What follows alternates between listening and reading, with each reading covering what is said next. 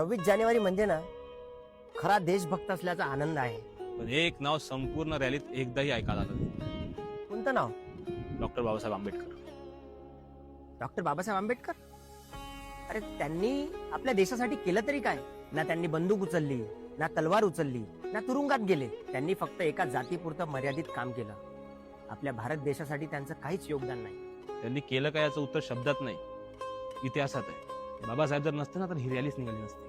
कारण जिथे माणूस माणूस नव्हता, जिथे जन्मावरून किंमत ठरायची, तिथे माणसाला माणूस म्हणून जगण्याचा हक्क बाबासाहेबांनी दिला. स्वातंत्र्य म्हणजे डोळ्यात डोळे घालून बोलण्याची हिंमत, आणि ती हिंमत बाबासाहेबांनी दिली.